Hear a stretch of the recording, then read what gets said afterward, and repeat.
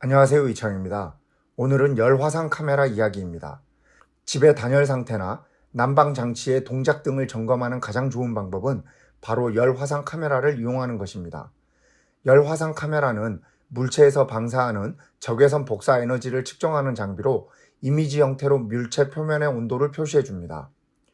적외선 복사 에너지를 측정하여 온도를 보여주는 간단한 장치로는 비접촉식 온도계 또는 스팟 온도계라 불리는 장치입니다. 이 장비는 물체 표면의 어느 한 점의 온도를 보여줍니다. 열화상 카메라는 스팟 온도계와 달리 한 점이 아니라 여러 점에서 방출되는 적외선 복사 에너지를 동시에 측정하여 하나의 이미지로 형상화하는 장치입니다. 그래서 넓은 면에 걸쳐서 온도 분포를 볼 수 있기 때문에 건축 현장에서 온도 관련 측정을 위해서 많이 사용되며 단열의 정도를 검사할 때 유용합니다. 열화상 카메라는 일반 카메라처럼 생긴 완전한 독립형 장치가 일반적으로 많이 사용되어 왔으나 최근에는 스마트폰에 연결하여 사용할 수 있도록 만들어진 열화상 카메라 모듈이 여러 회사에서 판매되고 있습니다. 저희 회사에서는 오랫동안 식3멀의 제품을 사용하다가 최근에는 좀 더 기능이 좋은 제품인 플리어사의 플리어 원 프로를 사용하고 있습니다. 플리어 원 프로 제품으로 바꾸면서 가장 좋아진 것은 실사 이미지와의 합성 기능입니다.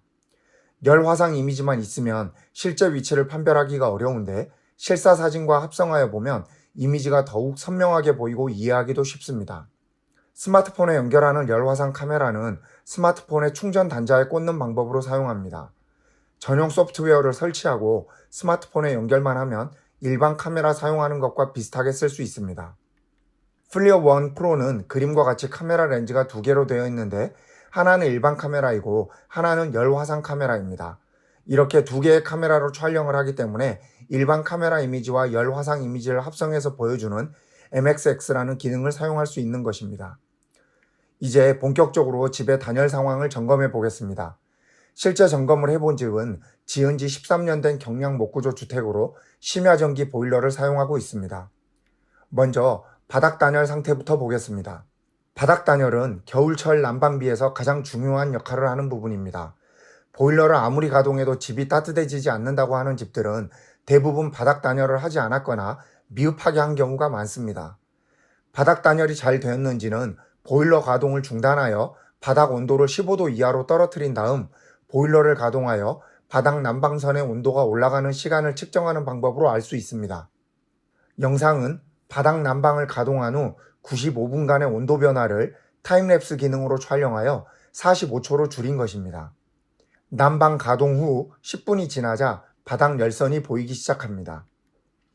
열선이 보이기 시작하는 시간은 바닥 몰탈의 두께에 따라 다소 다르지만 보통 20분 이내에 난방선이 눈으로 확인할 수 있을 정도로 보여야 됩니다. 만약 30분이 지나도 이 열선이 나타나지 않는다면 바닥 단열에 문제가 있는 상태로 볼 수 있습니다. 바닥 단열이 제대로 되지 않으면 난방선의 열기를 기초 쪽으로 많이 뺏기기 때문에 이 난방선 이미지가 나타나는데 오래 걸리게 됩니다. 25분이 지났을 때 사진입니다. 난방선이 있는 부분에서 점차로 몰탈 부분으로 열기가 전달되고 있습니다. 바닥 단열이 제대로 되지 않으면 몰탈로 열기가 전달되는 시간도 더디게 진행되게 됩니다. 이 집의 경우는 바닥 단열은 큰 문제가 없어 보입니다. 오래된 집들은 창틀 주위에서 바람이 새는 경우가 흔히 있습니다. 이것을 점검하기 위해서 창문을 찍어봤습니다. 이미 찍어둔 사진도 그림처럼 나중에 각 위치에 대한 온도 측정이 가능합니다. 창문의 하단부가 색상이 아주 어두운데 어두운 곳일수록 온도가 낮은 곳입니다. 창틀의 온도는 일반적으로 벽체보다 낮기 마련입니다. 사진에서 SP3가 창틀 부분인데 18.2도인 반면 창틀 아래 부분 SP1의 온도는 12.3도로 창틀보다도 더 낮습니다. 창틀 아래쪽으로 이렇게 낮은 온도가 측정되는 이유는 창틀에서 외부에 차가운 공기가 유입되기 때문입니다. 창틀 주위 기밀성을 보강하는 공사가 필요해 보입니다. 외부로 나가서 이 집 보일러실의 외벽 부분을 찍어봤습니다. 조금 충격적인 영상입니다. 이날 외부 온도는 영하 3도였습니다. 그런데 보일러실의 한 부분인 SP1의 온도가 무려 15.4도입니다. SP2가 1.5도인 것에 비교해보면 이 부분에서 얼마나 많은 열이 손실되고 있는지 알 수 있습니다. 보일러 추결 탱크의 열기가 상당 부분 외부로 버려지고 있는 것입니다. 보일러실 내부를 들여다보니 심야 보일러의 난방수 추결 탱크가 외벽에 바짝 붙어서 시공이 되어 있습니다. 오래된 집이라 외벽 단열이 강하지 않은 데다 난방수 탱크가 벽에 바로 붙어 시공되어 많은 열을 손실하고 있는 것입니다. 보일러 탱크 둘레로 추가적인 단열이 필요한 상황입니다.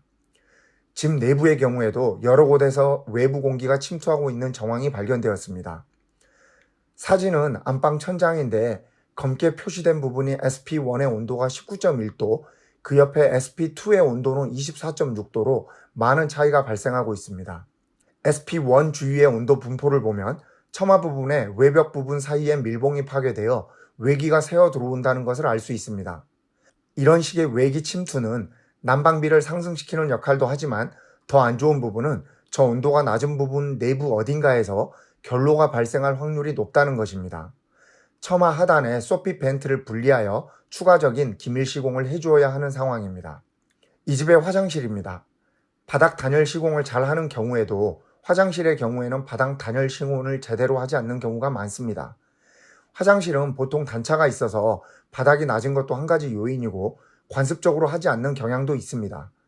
이 집의 경우에도 화장실의 난방선은 상당히 희미하게 나타나고 전체적으로 온도차도 크지 않습니다. 난방이 상당 시간 진행된 다음에는 이렇게 되는 것이 정상인데 초기에 이런 식으로 되는 것은 난방선의 열기가 상당히 넓은 영역에 걸쳐서 퍼져나가고 있다는 의미가 되므로 바닥 단열 상태를 의심해 볼 수 있는 부분입니다. 열 화상 카메라를 이용하면 보일러 동작 상황도 한눈에 알 수 있습니다. 보일러 난방선 분배기를 촬영해 보면 나가는 난방관과 들어오는 난방관의 온도가 바로 확인되므로 난방수가 제대로 분배가 되는지, 어느 지역에서 많은 열을 뺏기고 돌아오는지 등을 한눈에 알 수 있습니다. 스마트폰용 열 화상 카메라는 가격이 10만원부터 100만원까지 다양하게 있습니다. 구입이 부담되시는 분들은 임대 서비스를 해주는 곳들도 있으므로 주택의 단열 점검이 필요하신 분들은 이용해 봐도 좋을 것입니다.